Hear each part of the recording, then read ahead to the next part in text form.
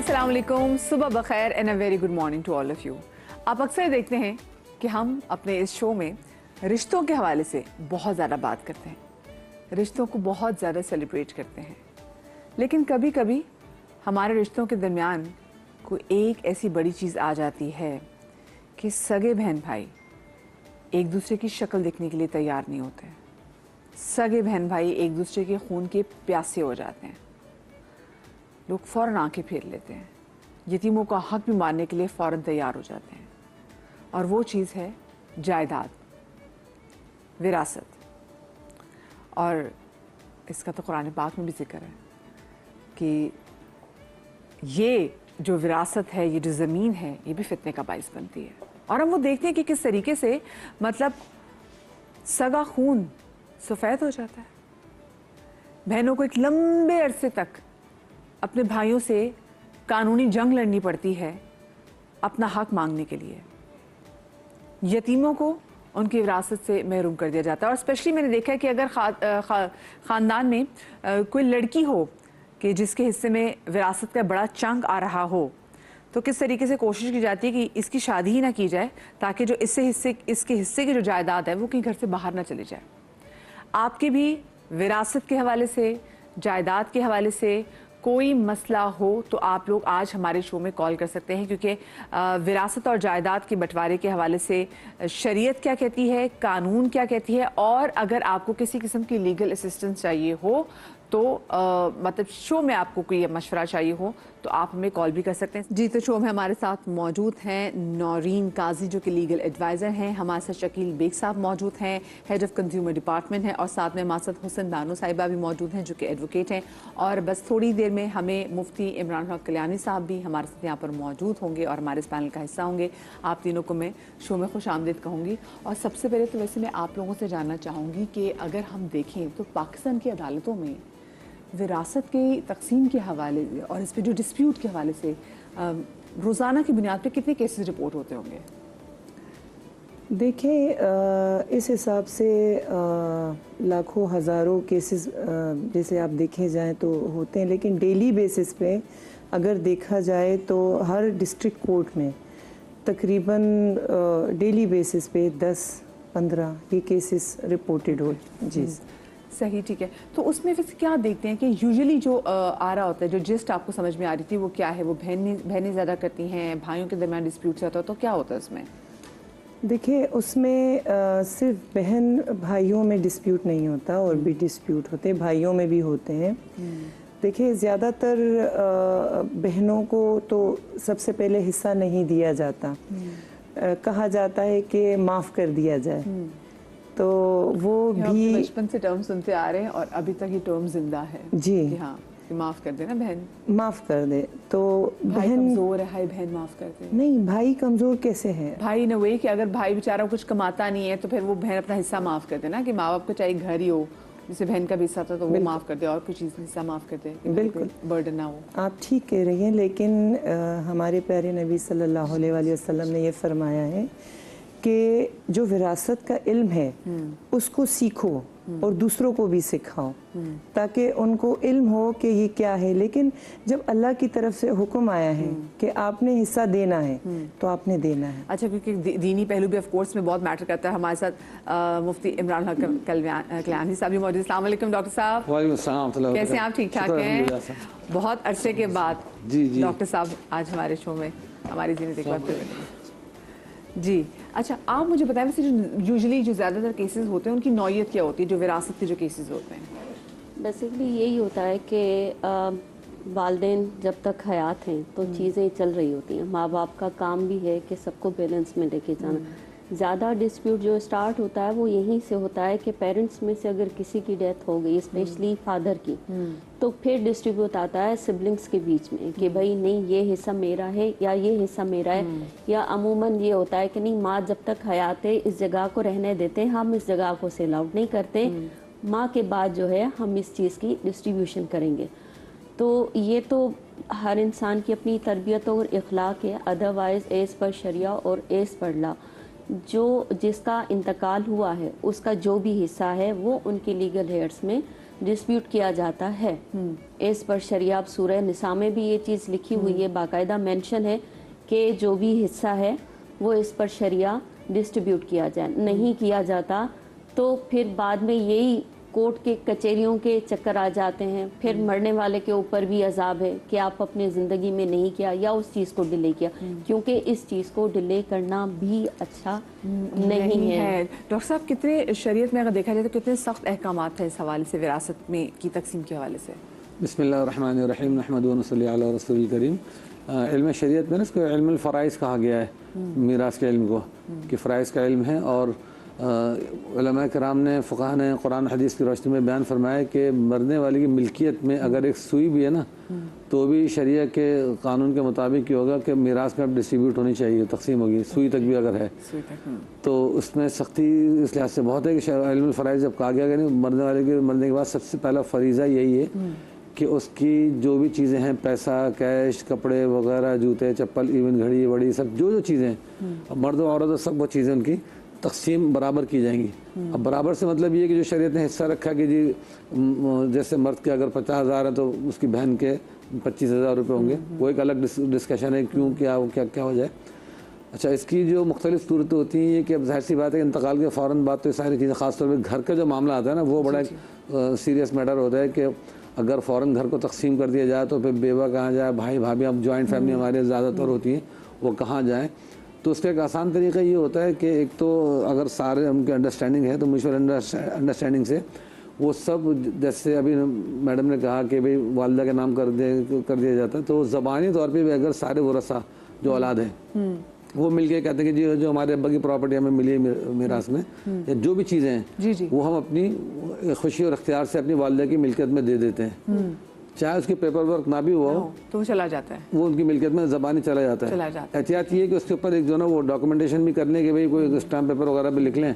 और आजकल तो मैं अक्सर कहता हूँ। अच्छा इमरान भी मुझे बताएं, फिर अगर चाहे बाप की विरासत हो या माँ की विरासत हो, तो उसमें जो तकसीम का तरीक़ाकार है वो सेम है कि बेटे का जो है वो 2 हिस्से हैं, बेटी का 1 हिस्सा है, वो ऐसे सिमिलर होगा जी। हाँ। अच्छा, तो लेकिन जो अभी आपने बात की, इन्होंने कहा कि इंसान को अपनी ज़िंदगी में जो चीज़ें वो तय कर लेनी चाहिए, क्योंकि हमारे यहाँ तो हम किसी को अगर ये बात करें कि जी आप अपनी ज़रा वसीयत तैयार करें, तो कहते हैं कि भाई ये कैसे मेरे मरने की बात कर रहे हैं, तो कितना ज़रूरी है वसीयत का होना? तो इसकी मैं वजाहत कर दूँ। देखिए, मीरास जो ना होती हुई जो मरने के बाद होती है ना, तो वसीयत एक अलग चीज़ है, वसीयत का वरसा से ताल्लुक़ नहीं है। ठीक है। वसीयत ये है कि किसी का कर्जा लिया हुआ, किसी का लेन देन है, या कोई वरसा के अलावा किसी और को डोनेशन देना चाहता है, अच्छा, ठीक है, किसी रिश्तेदार को कोई नवाजना चाहता है, तो 1/3 के अंदर उसको ये इख्तियार दिया गया कि उनके लिए वसीयत लिख दे। ठीक है। तो अगर कोई कर्जा वगैरह, पहले सबसे पहले उसका कर्जा वगैरह चुकाया जाएगा, ठीक है, तो वो अलग चीज़ है।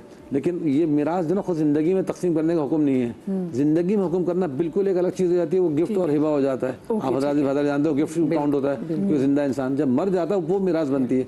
तो उसका आसान सोल्यूशन जो मैं बताना चाहता हूँ कंप्लीट ये है कि भाई माँ की मिल्कियत कर दिया, उसके ऊपर जो ना वो पेपर वर्क कर लिया, और उसकी एक ये भी होता है, उसकी एक वो वीडियो भी बना लें। आजकल के ज़माने में वीडियो लाजमी होनी चाहिए कि सबने इसमें बाख्तियार हो गया ये एग्रीमेंट किया है।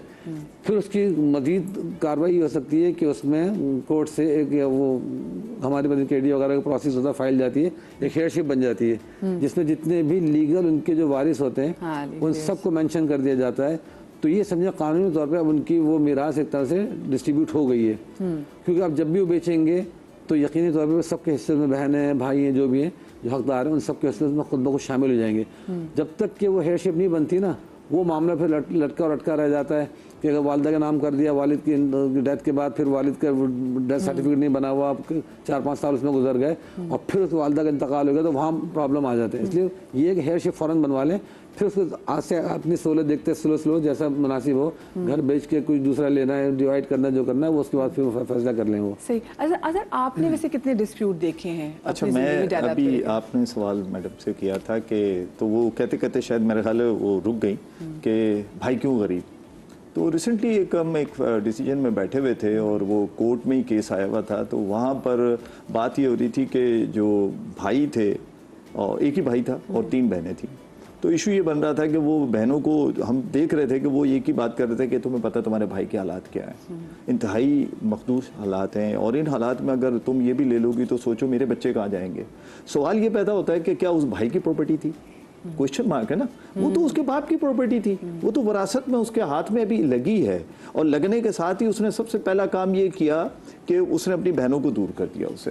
तो ये वहाँ पर अदालत में भी हम बैठे हुए थे, फिर हम उसे कैंटीन में लेकर आए, हमने उसको बहुत, जिसको कहें कि समझाने की बड़ी कोशिश की। और फिर जैसे मुफ्ती साहब भी फरमा रहे थे, इसी तरीके से वहाँ बैठ के समझाने की कोशिश की तमाम लोगों ने कि देखो ये कोई बात नहीं है कि आपके हालात ख़राब हैं, वो बहन है जो उसका हिस्सा बनता है आप उसको दीजिए। वैसे कितना एक पेट जुमला, ये हम यही सुना है अपने खानदान में, कभी ऐसा हुआ तो यही सुना है कि भाई के हालात देखो भाई। अच्छा नहीं, हालात बहनों को उल्टा ना हल्के से वो गिल्ट में डाल दिया जाता है कि तुम अब भाई से हिस्सा मांगोगे। और इसके अलावा भी बहुत कुछ होता है इसमें, हिस्से में तो बल्कि इतनी सारी स्टोरियां हमने सुनी है कि शादी ना करना, फिर उसके बाद कुरान के साथ रिश्ते जोड़ देना कि भाई तुम्हारी शादी और ये आज भी हो रहा है। अफसोस की बात है कि हम 21वीं सदी की बात करते हैं और माशरा इतना मॉडर्न हो चुका है, लेकिन अफसोस के साथ ये कहा जाता है, देखिए अगर हम मैं गलत कहूँ तो मुफ्ती साहब, बल्कि मैं अल्लामा साहब को भी एक सुन रहा था कि नमाज का ना एक जिक्र है थोड़ा सा, लेकिन जहां अगर हम हिस्से की बात करते हैं, विरासत की बात करते हैं, तो पूरी सूरा का नज़ूल है कि इस तरीके से आपने हिस्से देने हैं। आप अंदाज़ा कीजिए कि अल्लाह ताला इंसान को कितनी ज़्यादा एजुकेट कर रहे हैं कि तुमने ये, क्योंकि ये विरासत ने कहीं ना कहीं जाकर दुनिया में एक भौचाल खड़ा करना होता है, और हो रहा है खानदानों में जितनी भी आजकल फितने का बाइस है। बिल्कुल बिल्कुल जर जमीन ये है। लेकिन अब जो हिस्सा है, मुझे अफसोस ये होता है, अच्छा फिर एक और चीज़ की जाती है, अगर कहीं हिस्सा नहीं होता वो भी एक मसला है। फिर अगर कोई बाप अपनी ज़िंदगी में दे देता है, आप बिलीव करें उस बाप को मैंने ओल्ड एज होम में पलते हुए फिर देखा है, उसकी ज़िंदगी वहाँ गुजर रही होती, पता चलता है। अभी रिसेंटली आप यकीन करें कि वो एक जगह हम विजिट की तो हमें हैरानी हुई, जब मेरी उनसे मुलाकात हुई तो पता चला कि उनकी करोड़ों की प्रॉपर्टी है, एक बेटा अमेरिका में, एक बेटा यहाँ पुलिस अफसर है पाकिस्तान में। अच्छा। और उसके बावजूद वो ओल्ड एज होम में पल रहे हैं क्योंकि उन्होंने वो चीजें सारी जो है ना डिस्ट्रीब्यूट कर दी थी। तो यहाँ ये भी तो एक मसला है, मर जाए आज के दौर में तो ये पहले से चीजें देना बेवकूफ़ी है, बिल्कुल नहीं देना चाहिए। मैं कहता हूँ बिल्कुल नहीं देना चाहिए। और अगर इंतकाल हो गया तो अब बात ये है कि वरासत को फिर उस तरीके से ही डिस्ट्रीब्यूट होना चाहिए जो शरअ कहती है, जो कुरान कहता है, उसके बगैर नहीं होना चाहिए। अब पता चले कि मरने वाले ने तो सारी चीजें बड़ी अच्छी की कि भाई मैंने वरासत है, मेरी बेटियां हैं, ये वो। अब वो जिंदगी में अगर देके जाता है तो जैसे अभी इन्होंने फरमाया ऐसा ही है कि वो वसीयत होती है, उस वसीयत को विरासत में नहीं कन्वर्ट कर सकते आप उसको। अच्छा मुझे वैसे बताएं कि क्या भाई की जायदाद में बहनों का कोई हिस्सा होता है?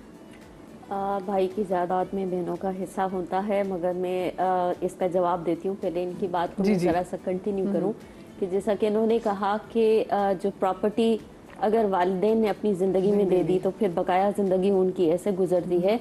हकीकत है अमूमन ऐसा ही होता है, जब प्रॉपर्टी पूरी अपनी औलाद को दे दी, या तो बच्चे घर से निकाल देते हैं या माँ बाप इसी खौफ में होते हैं कि आज नहीं तो कल हमें निकाल दिया जाएगा। तो इसका एक और सलूशन भी है कानून के हिसाब से कि आप कंडीशनल गिफ्ट डीड बनाएं। अच्छा, कंडीशनल गिफ्ट डीड ये है कि आप उसमें उसको क्लियर करेंगे कि भाई जब तक मैं जिंदा हूँ इस जगह पे कोई क्लेम नहीं कर सकता, मेरे रहने का राइट है, मेरी कंडीशन यही है। मतलब कंडीशन फिर आपकी जो भी होती है वो उसमें लागू होती है, उसके बगैर तो वो उसको कुछ चैलेंज कर ही नहीं सकता। उनके मरने के बाद ऑब्वियसली वो गिफ्ट डीड जो है उनमें ही डिस्ट्रीब्यूट हो जाती है। लोगों के भी देखते हैं कि लोग अपनी जिंदगी में अपनी कोई बड़ी जायदाद है तो कहते हैं कि हम जो हमारा बड़ा घर है हम इसको बेच के अपने बच्चों को हिस्सा जो है वो दे दे, ताकि ये ना कि हमारे मरने के बाद हमारे बच्चों में किसी किस्म का डिस्प्यूट हो, या अच्छे मेरे पढ़े लिखों को लोगों को भी इस खौफ में अपने अपने घर बेचते हुए देखे कि भाई बाद में प्रॉब्लम ना हमारे बच्चों को।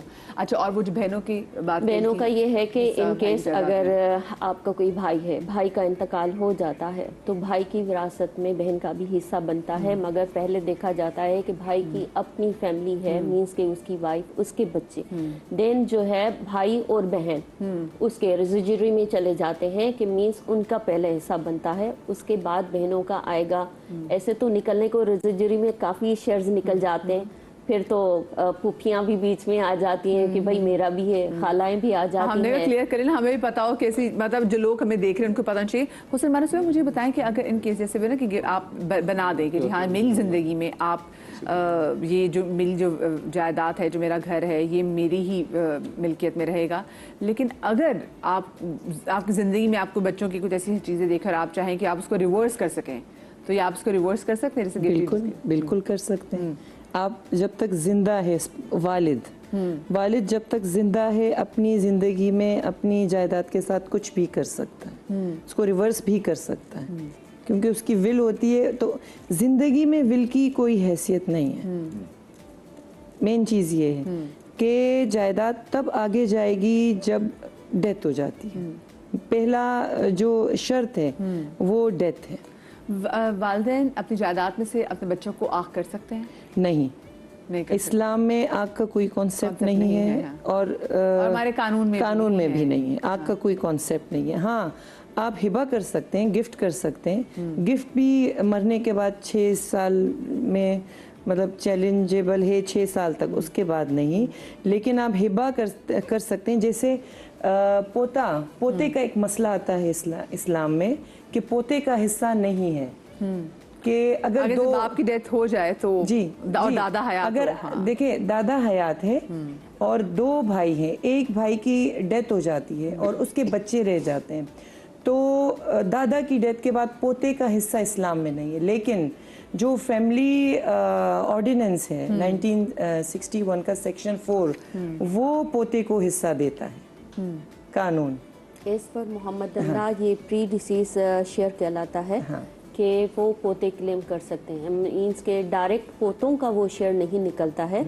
अक्सर ये होता है कि मेरे बाप का हिस्सा था तो मेरा हिस्सा, बेसिकली निकला है जाता है उस बेटे का शेयर कि उसके दादा की प्रॉपर्टी में बेटे का हिस्सा था। अब बेशक वो उससे पहले वफात पा गए या बाद में गए, मगर उस बेटे का हिस्सा तो था ना अपने बाप के शेयर में, तो वो निकला जाएगा, वो उस औलाद को दिया जाएगा। यहाँ तक कि बहुत से ऐसे शरीया में भी 1-2 दफ़ा इशू निकाला गया था कि नहीं, जो मर गए बस उनका नहीं बनता, उनका है। और फिर अच्छा उनका है, क्योंकि हम अक्सर देखते हैं कि अगर बेटे की डेथ हो जाए तो उस बहू को जो है वो घर से निकाल दिया जाता है। कि भाई तुम्हारा हमारे से जो वास्ता था हमारे बेटे की वजह से था, बेटे की डेथ हो गई, अब तुम चली जाओ। और फिर वो जो बहू है वो उसी बेटे के बच्चों के साथ स्ट्रगल कर रही होती है और उसको ज़्यादा में से कुछ भी नहीं दिया जाता। लेकिन नहीं बता रही है कि नहीं, हिस्सा है। छोटी सी ब्रेक के बाद हम वापस आते हैं, आपकी कॉल्स भी शामिल करेंगे, कहीं मत जाइएगा।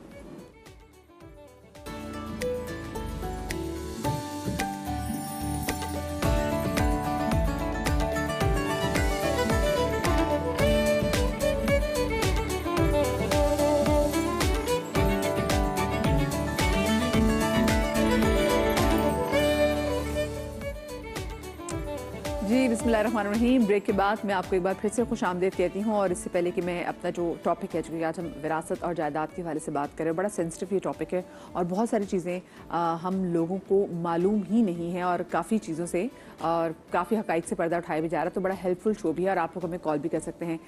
इससे पहले कि मैं अपनी गुफ्तगू को कंटिन्यू करूं, मेरे साथ मौजूद हैं डॉक्टर मोहम्मद आसिम यूसुफ साहब, जो कि चीफ मेडिकल ऑफिसर हैं लाहौर पेशावर में शौकत खानम कैंसर हॉस्पिटल और रिसर्च सेंटर के, हमारे साथ मौजूद भी हैं। और आप तमाम तो लोग जानते हैं कि शौकत खानम तकरीबन 3 दहाइयों से भी ज़्यादा अरसे से आवाम की खिदमत करें। कैंसर एक ऐसा मर्ज़ जिसका नाम सुन के ही लोग कांपने लग जाते हैं और इतना महंगा इसका इलाज है।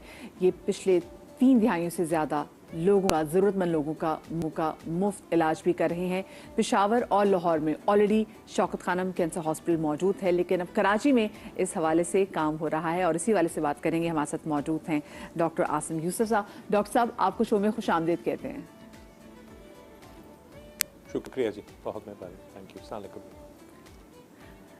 वालेकुम सलाम। डॉक्टर साहब, मैं जानना चाहूँगी कि जो कराची में शौकत खानम हॉस्पिटल जो ज़ेर तामीर है, सबसे पहले तो उसके हवाले से मैं अपडेट दे दें, क्योंकि हम लाहौर के लोगों को देखते हैं कि बड़ी आसानी है, पेशावर के लोगों को भी बड़ी आसानी है, कराची के लोगों के लिए आसानी कब तक मुमकिन हो पाएगी?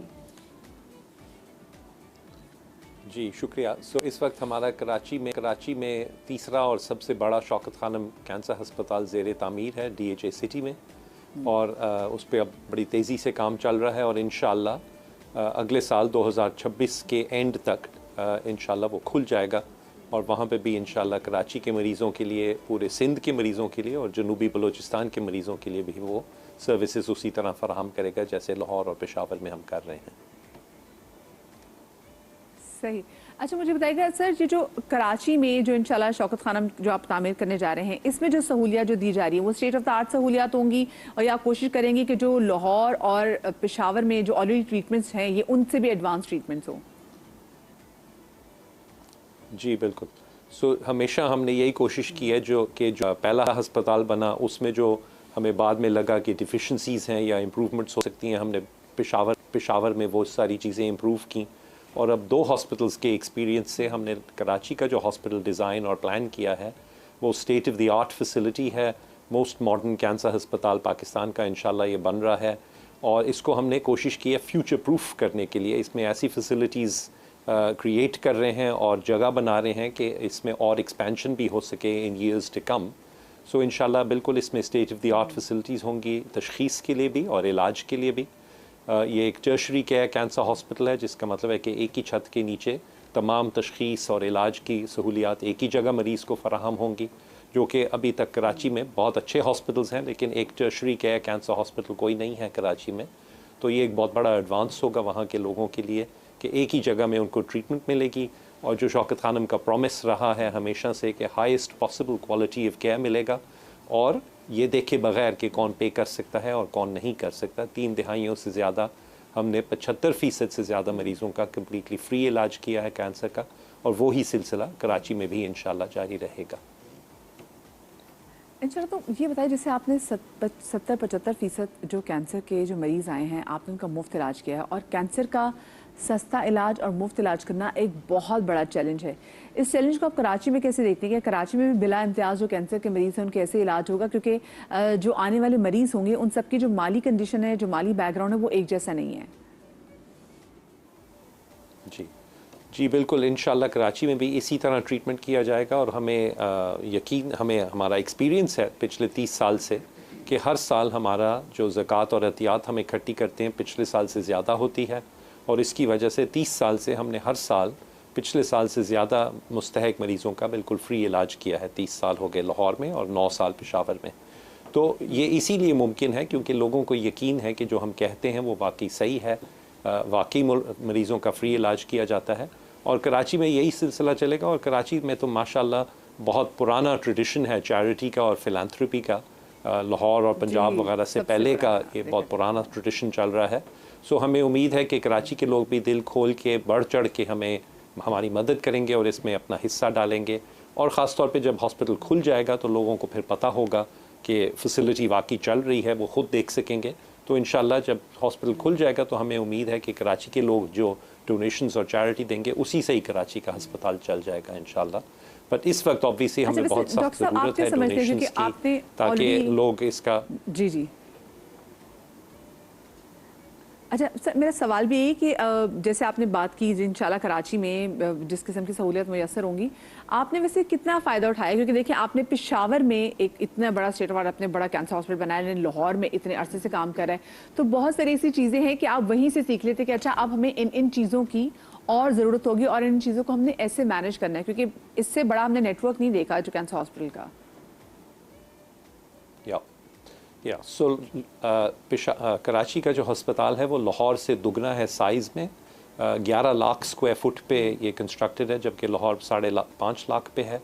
और इसमें तमाम जो सहूलियात हैं वो भी हमने डबल रखी हैं, बिकॉज़ कराची ख़ुद इतना बड़ा शहर है एंड ऑब्वियसली इसने हॉस्पिटल ने पूरे सिंध को और जनूबी बलूचिस्तान के मरीज़ों को भी ट्रीट करना है। हमने इसमें लाहौर में इस वक्त हमारे पास पाकिस्तान की सबसे बड़ी रेडिएशन ट्रीटमेंट फैसिलिटी है, बिजली की शुआओं से जो इलाज किया जाता है, वहाँ 5 मशीनें हैं। तो कराची में हमने 10 मशीनों का इंतज़ाम किया है।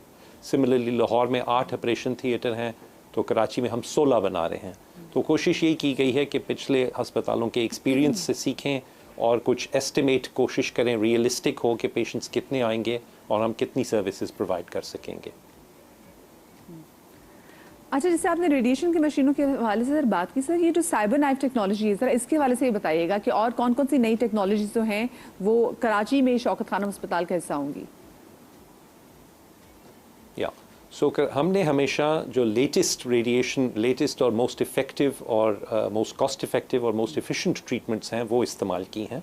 हमारे यहाँ लाहौर में भी 5 लिनियर एक्सेलरेटर्स हैं, पेशावर में 2 हैं। और हमने एक्चुअली जो ट्रीटमेंट हम इस्तेमाल करते हैं वो साइबर नाइफ या गैमा नाइफ से बेहतर है, वो क्योंकि उसमें वो ज़्यादा तेज़ ट्रीट करती है पेशेंट्स को, वो ज़्यादा एफिशिएंट है, ज़्यादा मरीज़ों का इलाज किया जा सकता है, शॉर्टर टाइम में किया जाता है ताकि मरीज़ों को भी सहूलियत हो, उनको ज़्यादा तकलीफ़ ना हो। अक्सर जो दूसरी ट्रीटमेंट्स हैं उनमें एक फ्रेम लगाना पड़ता है पेशेंट को उसको इमोबिलाइज करने के लिए, तो हमारी जो मशीनें हैं उनमें वो भी ज़रूरत नहीं है। फिर जब मरीज़ सांस लेता है, अगर फेफड़े में ट्यूमर है तो हर दफ़ा जब मरीज़ सांस लेता है तो वो ट्यूमर हिलता है, तो हमारे पास जो मशीनें हैं उनके अंदर सीटी स्कैनर इनकॉर्पोरेटेड है, उसके अंदर सीटी स्कैनर होता है, वो साथ साथ स्कैन करता है मरीज़ का और देखता है कि जब वो ट्यूमर फील्ड में आता है तो उस वक्त रेडिएशन लगती है। सो ये ज़्यादा एफिशिएंट हैं, ज़्यादा कॉस्ट इफ़ेक्टिव हैं, लेस साइड इफ़ेक्ट्स हैं मरीज़ों के लिए, और इसमें सबसे ट्यूमर है वो 1 मिलीमीटर का ट्यूमर भी हम इससे टारगेट कर सकते हैं। तो हर तरह से ये फैसिलिटी और सहूलत बेहतर है जो करंट एग्जिस्टिंग फैसिलिटीज़ हैं कहीं पे भी मुल्क में, और यही हम मशीनें इंशाल्लाह कराची में भी लगा रहे हैं। सही। अच्छा डॉक्टर साहब ये बताइए, हम अपना हिस्सा कैसे जो है वो इसमें डाल सकते हैं, और साथ में हम कैसे मदद कर सकते हैं आपकी कि जो इस वक्त आपको चैलेंजेस दरपेश हैं उनको थोड़ा बहुत कम किया जा सके? जी बिल्कुल। सो इस वक्त हमारा फिनिशिंग का काम चल रहा है और हम इक्विपमेंट ख़रीद रहे हैं। हमने ऑलरेडी पेमेंट्स शुरू कर दी हैं, जो इक्विपमेंट मशीनरी वगैरह इंस्टॉल होगी कराची के हस्पताल में तशख़ीस के लिए भी और इलाज के लिए भी। तो हमें बहुत पैसों की इस वक्त ज़रूरत है। हम अपील करते हैं आपके व्यूअर्स को कि वो दिल खोल के अपनी अतियात दें, सदका दें। शौकत खानम के वेबसाइट पे तमाम डिटेल्स हैं, बट हमारे तमाम पाकिस्तान के बैंक्स में बैंक अकाउंट्स हैं, वहाँ जाके आप जमा करा सकते हैं। 0800 11 पे फ़ोन करें तो डायरेक्टली हमारे नुमाइंदे आपके घर आके या दफ्तर आके आपसे डोनेशन ले सकते हैं और पक्की रसीद देंगे।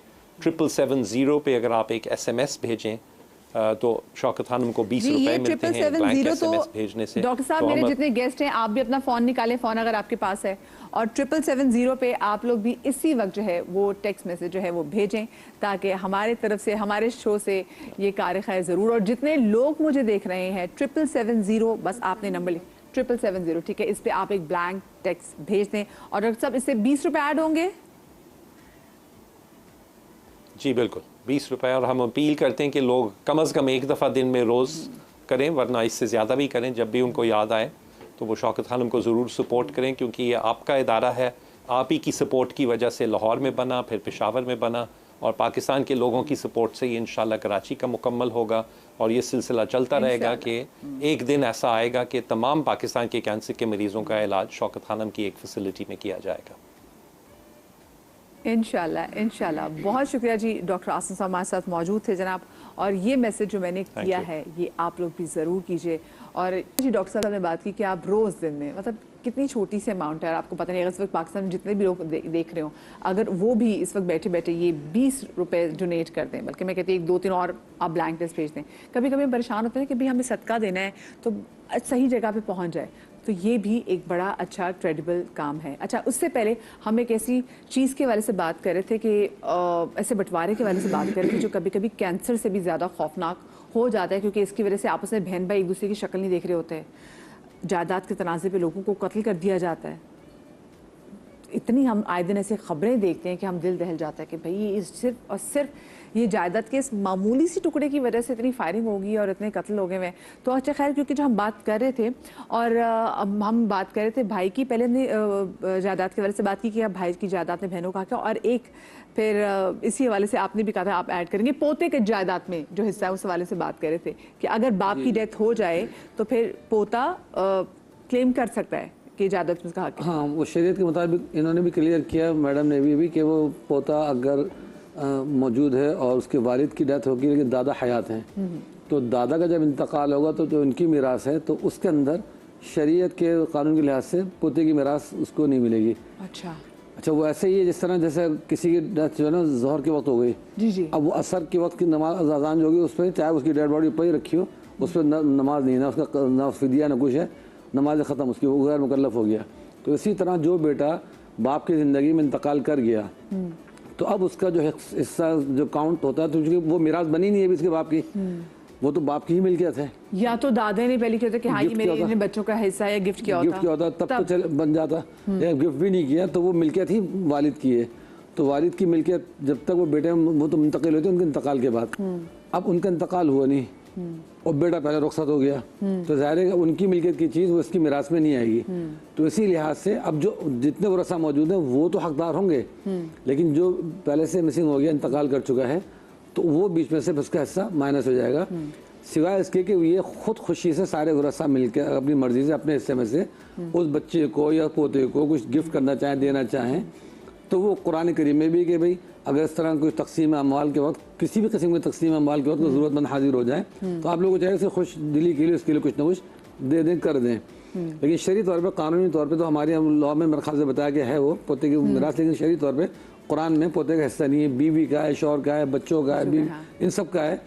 और बहनों भाइयों को भी जो आपने सवाल किया था, तो वो उस सूरत में जब वो उसका यानी मैरिड ना हो बंदा, तब जाके वो भाइयों को इन्वॉल्वमेंट आता है। वरना आसाबा कहलाते हैं। आसाबा जो करीब विरसा ना हो, जैसे बेटा ना हो, हाँ, अगर खुद उसके वारिस मौजूद हैं, बीवी है, बच्चे हैं, तो फिर वो इनके अंदर डिवाइड होता है, तकसीम होता है। बहन भाई सेकेंडरी हैं। मुझे बताएं कि अगर भाई के बेटियां हैं और भाई का बेटा कोई नहीं, तो क्या फिर भी भाई की बहन या भाई आके क्लेम कर सकते हैं भाई की डेथ के बाद कि जी भाई, हमारे भाई की जायदाद में हमारा भी हिस्सा है, क्योंकि उसका कोई वारिस मौजूद नहीं है बेटियों के अलावा? मैं आपसे इस पे जवाब लूंगी, लेकिन मुझे एक छोटी सी ब्रेक लें। और अक्सर ऐसा भी होता है कि जनाज़ों में पता चलता है कि जो शख्स इस दुनिया से गया है उसने एक कोई और शादी भी की हुई थी, और फिर आगे से उसकी दूसरी फैमिली भी सामने आ जाती है, तो फिर वहाँ पर क्या किया जाना चाहिए? छोटी सी ब्रेक के बाद इस पर बात करेंगे।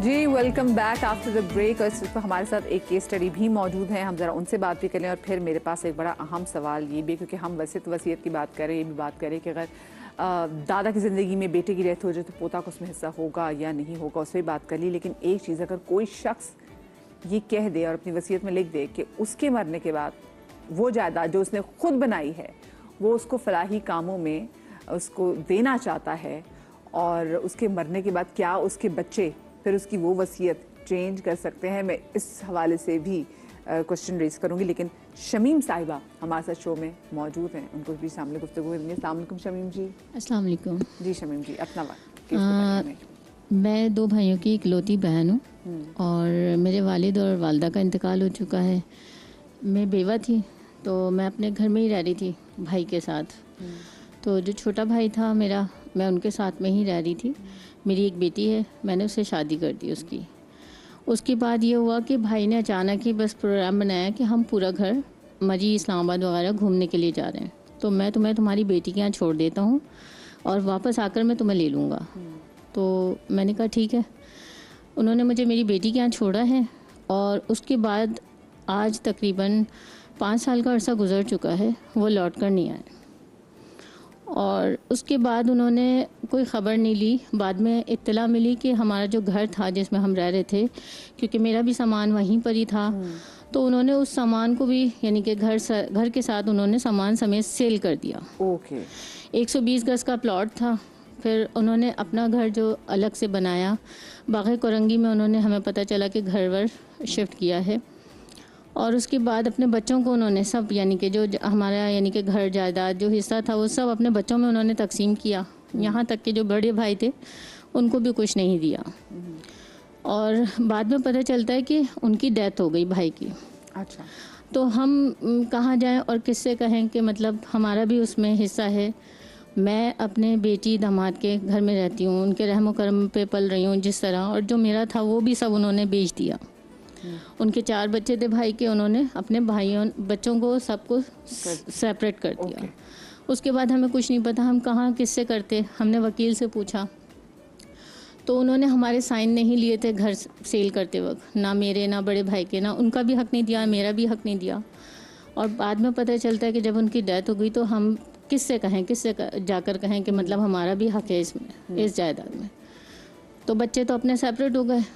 अब ये था कि मैं अपने बेटी के घर में ही, मतलब जिस तरह रह रही हूँ, बेटी दामाद ने ही संभाला। बेवा होने के बाद कोई, यानी कि हमारा अपना रहा ही नहीं हिसाब किताब। तो दुख इस बात का भी है कि भाई इस दुनिया से बगैर उसके चले गए, और कोई उन्होंने हक नहीं दिया हमारा। तो पता ही नहीं चलता कि हम किससे क्या कहें, समझ ही नहीं आ रहा। और बाद में बहुत अरसे के बाद, क्योंकि एकदम खामोशी से उन्होंने ये काम किया, 5 साल के अरसे में उन्होंने कोई खैर खबर नहीं ली हमारी। मैं हुसैन बानो साहिबा आपसे पूछना चाहूँगी कि यहाँ पे क्या हो सकता है? देखिए ये कोर्ट जा सकती हैं और इनके पास अगर डॉक्यूमेंट्स मौजूद हैं, जैसे अगर जायदाद थी तो जाहिर है वो इनके वालिद साहब के नाम होगी, तो वो डॉक्यूमेंट्स लेकर जा सकती हैं। उसी को सेल आउट करके जाहिर है जो प्रॉपर्टी इनके भाई ने ख़रीदी है तो उसको ये चैलेंज कर सकते अच्छा हैं। देखिए, कुछ डॉक्यूमेंट्स के जो जायदाद के डॉक्यूमेंट्स हो, जैसे आप किसी घर में रहते हैं, जो उसके जो डॉक्यूमेंट्स हैं वो आपके वालिद के पास ही हैं या फिर उसको संभाल के रखा होगा, तो आप इससे ये भी मशवरा देना चाह रही हैं कि अगर ऐसी कोई चीज़ हो तो जायदाद के डॉक्यूमेंट्स जो हैं वो सब बहन भाइयों के पास होने चाहिए। ठीक है, सिर्फ एक बंदा नहीं कि वो उसको संभाल के रखे, आप उसकी फोटोकॉपी भी आप उसको वो करके सब बहन भाइयों को रखने चाहिए। एक तो ये भी वैसे एक अच्छी टिप हो गई है। ठीक है, और अगर इन केस वो अफोर्ड नहीं कर सकती, वो ऑलरेडी वो अपने दामाद के घर, अपनी बेटी के घर रहती हैं, तो उनको क्या फ्री लीगल असिस्टेंस मिल सकती है अगर जाएं? बिल्कुल मिल सकती है, हम देते हैं फ्री लीगल असिस्टेंट, जेडीसी से भी दे रहे हैं और जो है पीपल लीगल एड से भी मैं दे रही हूँ, तो दोनों तरीके से ये मुझसे रब्ता कर सकती हैं। सही, आप क्या यहाँ पे इनको सजेस्ट करेंगी, क्या हो सकता है? मैं एक्चुअली पहले तब मेरा ये सवाल है कि आपके भाई ने जो जगह सेल करी वो लीज थी? जी बिल्कुल लीज थी वो। लीज थी। डॉक्यूमेंट्स थे आपके पास? डॉक्यूमेंट्स उन्हीं के पास ही थे क्योंकि घर में रह रहे थे तो इतना पता थोड़ी था कि बाद में वो ये सब कर देंगे। ठीक है, तो उनकी कॉपी निकल आ सकती है। देखें, जैसे आपने ये सवाल करा ना कि फ़ोटोकॉपी डिस्ट्रीब्यूट की जाए, तो अब कोई भी वालिदैन जब प्रॉपर्टी लेते हैं, अब अपनी जगह के कागजात तो औलादों में बांटते तो है नहीं, वो उन्हीं के पास होते हैं। उनकी डेथ के बाद, उनके सेफ में पता नहीं कहाँ, हाँ, या उनकी डेथ के बाद भी जो अगर लॉकर में नहीं भी है तो कोई सी एक अफराद के हत्थे चढ़ जाते हैं, सबको नहीं मिलता। तो जैसे अब इनके पास नहीं है तो ये उनकी कॉपी निकलवा सकती हैं। उसी कंसर्न एरिया की रेवेन्यू से भी निकलता है। इनके पास अपने वालिद का शनाख्ती कार्ड की कॉपी इनके पास मौजूद होगी, डेथ सर्टिफिकेट ये लेकर जाएंगी, नादरा से अपना वो लीगल हेयरशिप निकलवाएंगी जिससे आइडेंटिफाई होगा कि ये लीगल हेयर है, बेटी हैं। वहाँ से वो उनकी डुप्लीकेट कॉपी मिलेगी। अगर रेवेन्यू वाले भी इनको नहीं देते हैं, वहाँ से भी नहीं होता, तो सिटी कोर्ट के अंदर भी ऑफिस है रेवेन्यू का, सिटी कोर्ट से भी वो जाके निकलवा सकती हैं। सर्टिफिकेट के नाम की दरखास्त लगती है, नहीं भी लगती है तो यहाँ इसको किसी वकील की भी ज़रूरत नहीं है, खुद से जाए, जाके सर्टिफिकेट के टाइटल से दरखास्त लिखे, डॉक्यूमेंट्स लगाए कि मैं ये इनकी बेटी हूँ, ये मेरे पास लीगल हेयरशिप है, मुझे मेरे वालिद की प्रॉपर्टी का रिकॉर्ड चाहिए, ये है या इसके अलावा भी कुछ है। यहाँ तो आपको ये भी बेनिफिट है कि इसके अलावा भी कुछ है, तो वो भी आपको सिंध के रिकॉर्ड के मुताबिक बताया जाता है कि उनकी प्रॉपर्टी कहाँ कहाँ पे थी। तो ये तो आगे इनके पास डॉक्यूमेंट्स रिक्वायरमेंट पूरी हो गई, देन इनका हिस्सा है। बेशक इनके अपने दोनों भाई अब जिंदा नहीं हैं मगर उनके बच्चे हैं, तो बच्चों से वो अपना हिस्सा क्लेम कर सकती हैं, suit for the partition file करेंगी। सही, ठीक है। अच्छा, आप शरई एतबार से अब आप इनके केस को कैसा देखते हैं?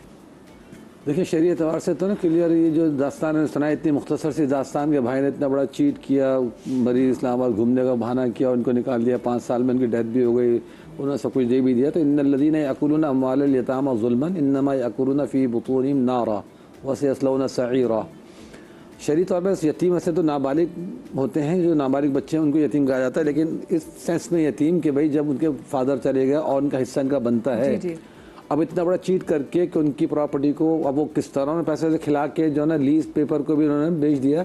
वरना होता है कि लीज पेपर जबकि डेथ हो चुकी है, उन्होंने वहाँ पे मेरा डेथ भी क्लेम नहीं की होगी, शायद जो जिसको बेच रहे होंगे नहीं बताया होगा डेथ हुई है, डेथ सर्टिफिकेट वगैरह नहीं लगाया होगा, वो ऐसे कर दिया होगा। हाँ, तो सब काम 2 नंबर हो जाते हैं ना आसानी से पैसा खिला के। तो अब सारी बात ये कि वो कुरान में आता है कि जो लोग यतीमों का माल खाते हैं, अब उसमें मिरास सबसे पहले आती है, तो वो इन्नमा यअकुलूना फ़ी बुतूनिहिम नारा, वो अपने पेटों के अंदर आग भर रहे हैं। अब उनका अंजाम भी देखिए ना, 5 साल में खुद भी दुनिया से चले गए। अब बच्चों को जो तो कुछ दे गए, बच्चों की नॉलेज में अगर है तो सब वो भी गुनाहगार, और वो शख्स अब ज़ाहिर क़यामत तक अज़ाब में भुगतना, वो सयस्लौना सईरा आता है कि आखिरत में और मज़ीद दहकती आग में दाखिल किए जाएंगे। तो इनके उससे हमें सबक सीखना चाहिए। ये पैसा, जन जर ज़मीन जिसके पीछे हम भागते दौड़ते हैं, ठीक है, इससे एक हद तक हलाल दर्जे में मोहब्बत भी होती है, होनी भी चाहिए हमें, लेकिन ऐसा कि दूसरे का हक हड़प कर जाए और हम उसको गसब करके। मैंने बड़े बड़े दीनदारों को देखा है कि वैसे बड़ी सफ़ेद दाढ़ियाँ भी हैं, 5 जब इनके ऊपर हैं, 5 वक्त के नमाजी भी हैं, लेकिन जब मिरास का, पैसे का, माल का मामला आता है ना, वो कोई ना कोई हीला बहाना कर ही लेते हैं, वो हीला बहाना करके हड़प कर जाते हैं। तो बस अल्लाह ताला बस इनको रास्ता बनाए। लेकिन जो ये सब तरीके बता भी रहे हैं, जी जी, मैं खुद जानता हूँ यहाँ पे साल गुजर जाएंगे, इनकी नस्लें खत्म हो जाएंगी, लेकिन कोई बजाय मुझे सोल्यूशन होता नजर नहीं आ रहा कि जी इनको इनका हक मिल जाएगा। सोल्यूशन आया है, ठीक है।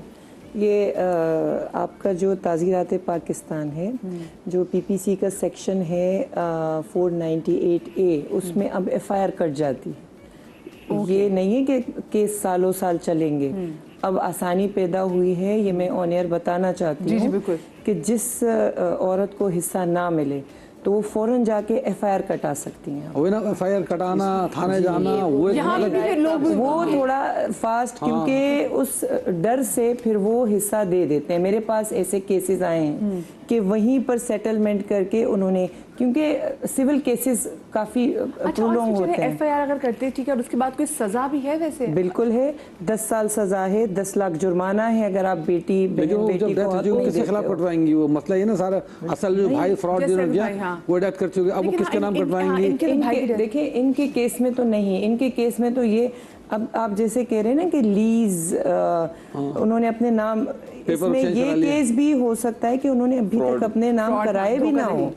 ओ ये भी हो सकता है। अच्छा हमने सॉरी, क्योंकि वो एक बार सवाल ये भी आ रहा था कि जायदाद, माँ बाप क्या अपने बच्चों को जायदाद से आग कर सकते, तो आपने कहा कि नहीं कर सकते, और इस शरीयत में भी कि शरण भी कितना नाफरमान बेटा क्यों, सिवाय खुदा न खास्ता अगर मजहब चेंज हो उसका, तो इसके अलावा अगर मुस्लिम है कितना भी गुनहगार हो तो उसको आग नहीं कर सकता, आग होता भी नहीं, कर भी देगा लीगल उसमें ऐलान लगते हैं मैं फना बेटे को आग करता हूँ, लेकिन शरीय तौर पर जैसे वालिद की डेथ होगी फौरन उसका हिस्सा उसका बन जाएगा। अच्छा कॉलर मौजूद है हमारे साथ, इकबाल साहब कराची से। अस्सलाम वालेकुम जी। वालेकुम सलाम जी इकबाल साहब, क्या पूछना चाहेंगे? मेरा सवाल ये है कि ले पालक औलाद शख्स अपनी जायदाद का हिस्सा दे रहा है, लेकिन उसमें जो जिसके नाम जायदाद है उसके भाई बहनों में उसमें हक है। सर जरा दोबारा पूछेगा, मुझे आपकी आवाज़ क्लियर सुनाई नहीं दी। एक शख्स ले पालक औलाद को जायदाद का हिस्सा दे रहे हैं, जी जी, लेकिन जिसके नाम पे जायदाद है, जी जी, उसके भाई बहन भी अगर हयात हैं तो उनमें उसका हक बनता है। ओके ओके ठीक है, आई गेट इट, ठीक है। लेकिन इसमें देखिए ना दो बातें हो गई, ले पालक उसने औलाद ली लेकिन उसकी अपनी औलाद नहीं है, वो बहन भाइयों का जिक्र कर रहे हैं। हाँ वो कह रहे हैं एक बंदे डिफरेंट, हाँ वो कह रहे हैं कि उनकी औलाद नहीं थी, वो कह रहे हैं कि जिंदगी में अब वो देना चाह रहा है। हाँ। इनका सवाल ये है, बेसिकली इनका सवाल वाजे नहीं था, उनकी अपनी एक बंदा अपनी जायदाद जो है वो अपने ले पालक औलाद देना चाह रही है, लेकिन साथ में उनके बहन भाई भी मौजूद है, क्योंकि ये है ना कि अगर भाई की औलाद ना हो तो फिर उसके बहन भाई, जैसे कहते हैं कि भाई की विरासत में क्या बहनें आ जाएंगी, लेकिन मरने के बाद जिंदगी में वो किसी को भी हिबा कर सकता है, वो हिबा कर सकते हैं, ठीक है। अगर वो चाहें तो वो अपने ले पालक बच्चे को अपनी सारी जायदाद दे हिबा कर सकते हैं, और इनके मरने के बाद जो उनके बहन भाई हैं वो क्लेम नहीं कर सकते। नहीं, हिबा को क्लेम नहीं। देखिए प्रॉपर्टी ले पालक है तो कानून में और एज पर शरिया ले पालक का तो हिस्सा कोई भी नहीं है। अगर वो गिफ्ट कर अपनी जिंदगी में वो अपने ले पालक को कुछ देना चाह रहा है तो ये बात वही है कि उनकी प्रॉपर्टी, उनकी चीजें जो चाहे उसके साथ वो करे, दे ना दे, किसको दे किसको ना दे, तो जो वो ले पालक को दे रहे हैं और जो उनके नाम पे हो गई सो वो हो गई, रिमेनिंग जो पीछे रहती है उसमें उस ले पालक का फिर हिस्सा नहीं बनेगा, उसके बहन भाइयों का बनेगा। सही। अच्छा मुझे एक वैसे एक बात बताइए, हम देखते हैं कि अच्छा पहले ले पालक में शरई एतबार से आपको पूछना, हाँ ले पालक जो मुझे सवाल समझ में आया ना, दो ऑप्शन बन रहे हैं, एक तो वही कि देने वाले के बहन भाइयों का हिस्सा पूछ रहे शायद वो, दूसरा मुझे समझ में आया कि जिसको दिया है ले पालक को अब उसके बहन भाई हैं, तो ये शायद ये भी पूछ नहीं उसके बहन भाई वो सवाल ये है कि अगर एक शख्स जो कि साहिब औलाद नहीं है और उसने किसी बच्चे को अडॉप्ट किया है वो उसको अपनी जायदाद का हिस्सा देना चाह रहा है, तो फिर क्या उसके बहन भाइयों को तो नहीं कुछ मसला होगा? वो तो अगर जिंदगी में दे दिया क्लियर हो गया, कानून में भी गिफ्ट हो गया। लेकिन मैं यहाँ ये पॉइंट वाज़ेह कर दूं कि अपनी जायदाद में से कोई हिस्सा अपनी ज़िंदगी में किसी को देना इस नियत से देना है कि उससे किसी वारिस को महरूम करना चाहता है, कि किसी वजह से, किसी अदावत, किसी नफरत की वजह से कि महरूम हो जाए ताकि उसको ना मिले ये चीज़, और वो वारिस मौजूद है उसके। और लेकिन अब जैसे मिसाल के तौर पर कोई भी इसका करीब रिश्तेदार है, अब वो सारी जायदाद किसी एक बेटे के नाम, बेटी के नाम कर रहा, बाकी महरूम कर रहा, क्योंकि नाफरमान बेटा था, अब उसको चाहता है महरूम कर दे, तो एक बेटे के नाम कर दी उसने जायदाद,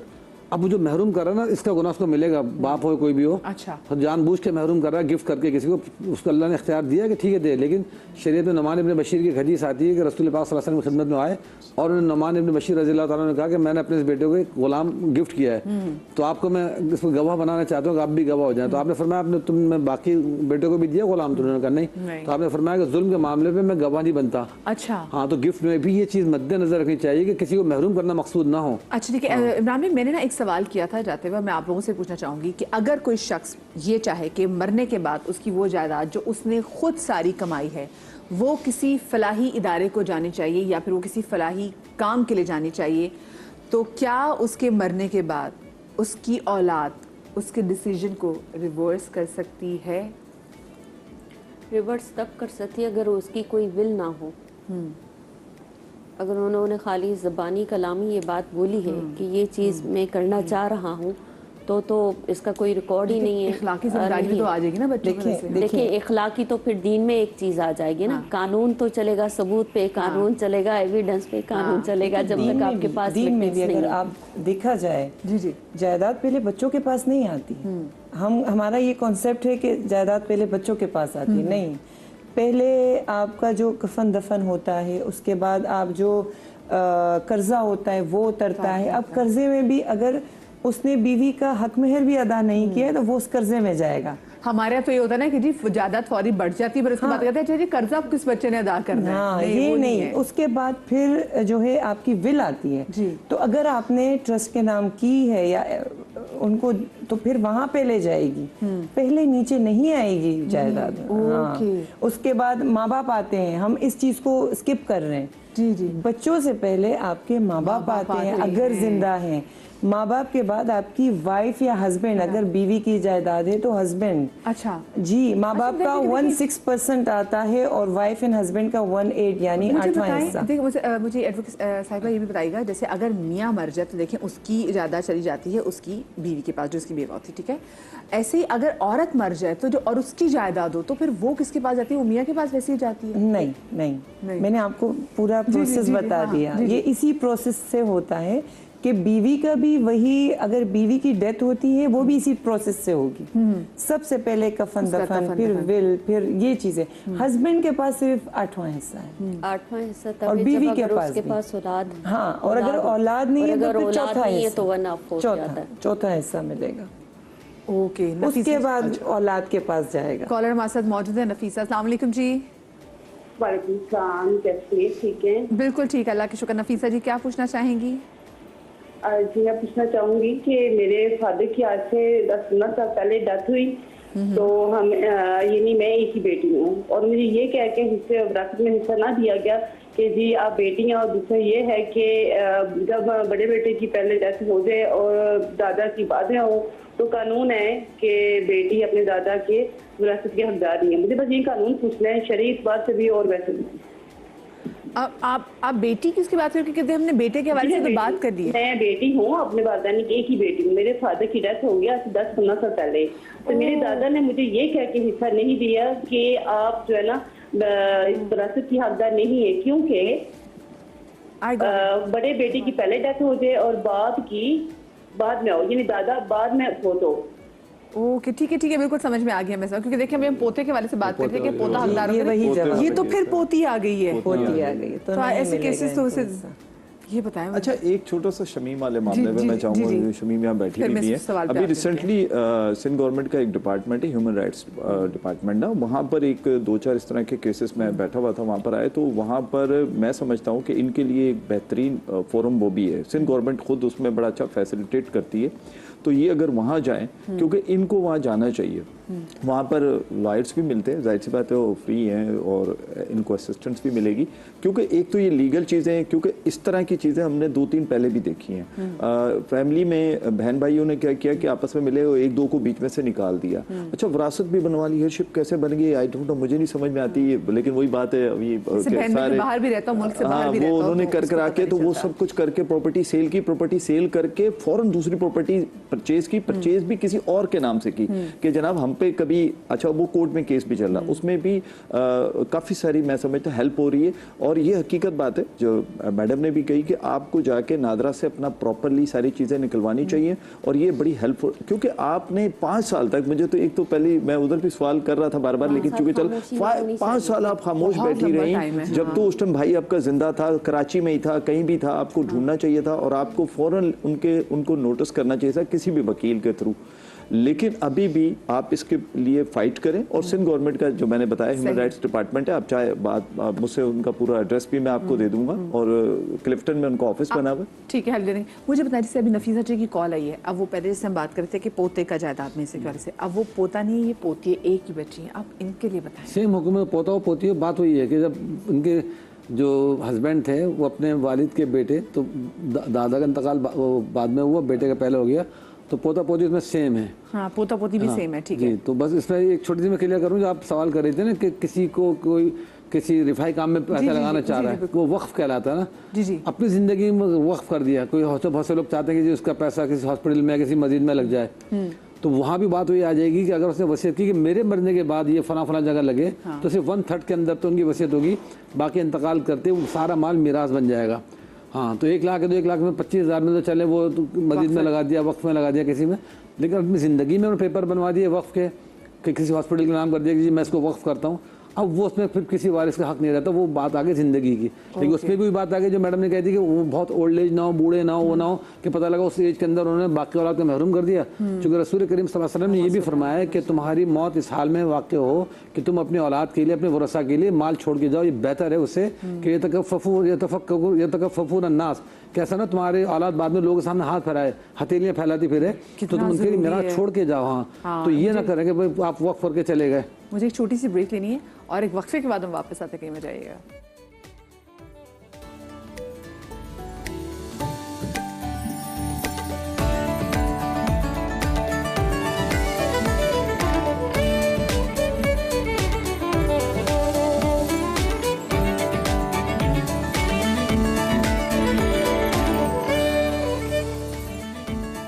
welcome back after the break. और ब्रेक पर जाने से पहले कॉलर हमारे साथ मौजूद थी नफीसा, और वो पोती के दादा की जायदाद में आपके वाले से बात करी, सर आप इसको कंटिन्यू करना चाह रही थी। जी, देखिए शरई तौर पर जैसे सर ने कहा कि नहीं होता, लेकिन कानूनी तौर पर आप बिल्कुल उसमें अपना हिस्सा ले सकती हैं।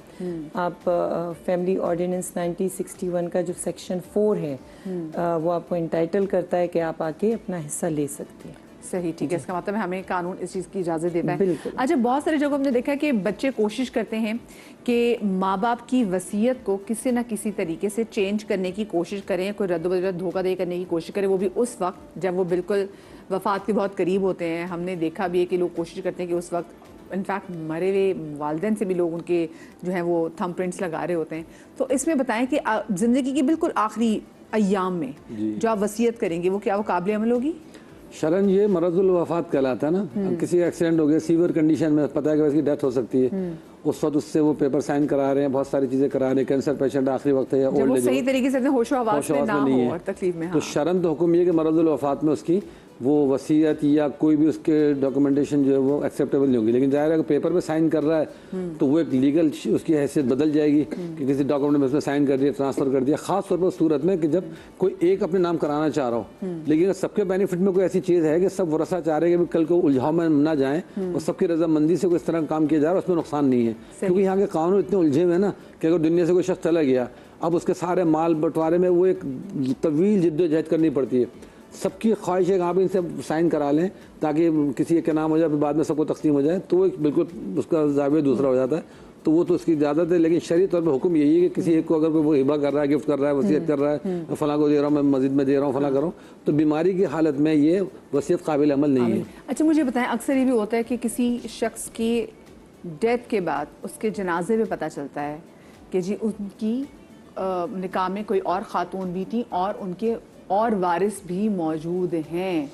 तो फिर ऐसे में मतलब वो फैमिली जो कि अनाउंस्ड फैमिली हो, लोगों को पता हो, ऐसे में वो फैमिली जिसको अनाउंस भी ना किया गया, वो निकाह जिसको अनाउंस भी ना किया गया, वो बच्चे जिनके बारे में लोगों को पता भी ना हो, तो क्या उनका भी जायदाद में वैसे हक होता है?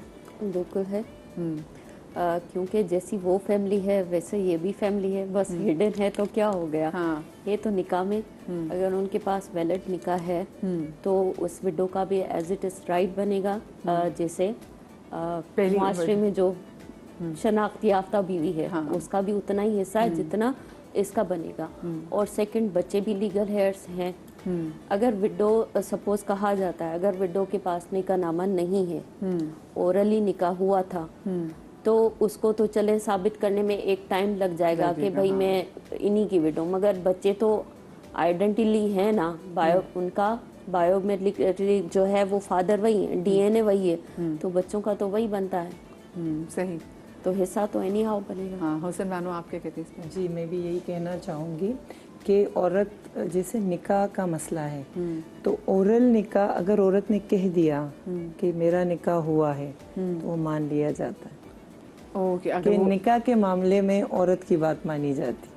ओके, यहाँ पे औरत का जो स्टांस है वो मजबूत कंसीडर होता है। जी, उसको सबूत पेश करने की जरूरत नहीं कि जी मेरा। उसके बाद जैसे मैडम ने बताया कि बच्चों का जो भी मेडिकल, लेकिन इसमें तो फर्ज करें अगर कोई आके किसी औरत के बच्चे ना हो, वो बोले जी मेरा तो कोई भी आ जाए, किसी अमीर शख्स की वफात की बात की मेरे से निकाह हुआ था, तो तब क्या सबूत है? कंसिक्वेंसेस हो होते हैं, क्योंकि हमारे सामने देखा कि धोखा देके केसेस भी कितने हैं। देखिए उसमें एविडेंस चलता है। कोई जैसे इन्होंने बताया कि जायदाद के अंगूठे लगाए जाते, उस सूरत में भी देखिए अगर आप अंगूठे लगवा रहे हैं तो 2 गवाह हर कागज पे जरूरी होते हैं।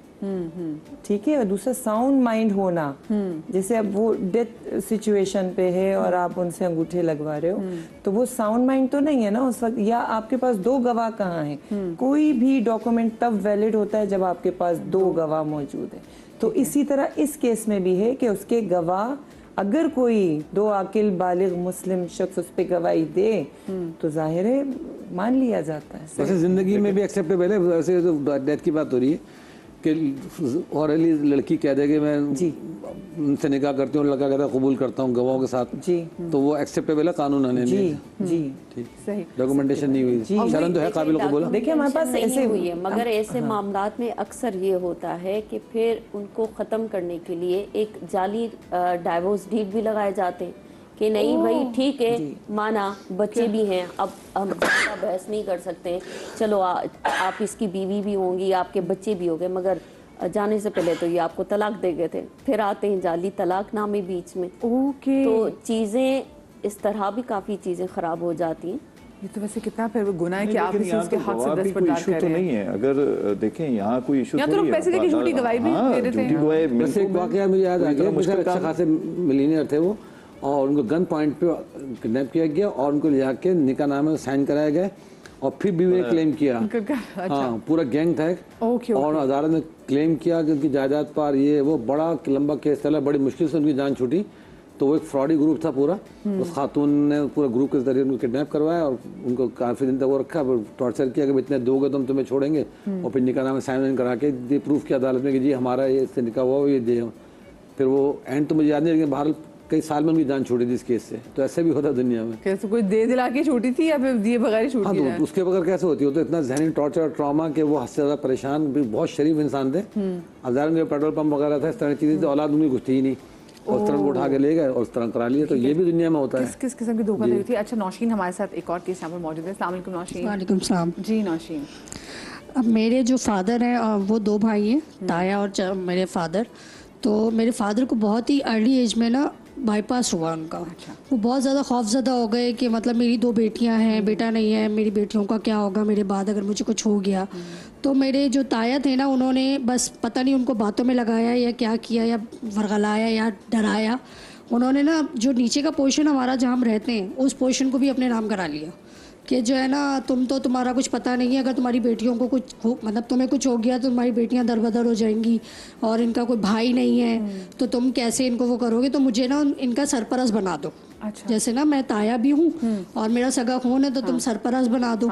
मेरे वालिद साहब ने डर और खौफ के उसमें आके ना कि मेरी इतनी अर्ली एज में मुझे हो गया, उन्होंने कर दिया। और ये बात हमें नहीं मालूम था, ना हमारी मदर को पता थी। अच्छा। लेकिन अब जैसे जैसे मेरे फादर की बिल्कुल ऐसी कंडीशन हो गई कि वो बिल्कुल सेंसलेस हो गए, कि वो उनको पता नहीं होता सुबह खाना खाया नहीं खाया, वो बोल रहे होते हैं कि मैंने तो नहीं खाया, बिल्कुल उनको किसी चीज़ का होश नहीं है।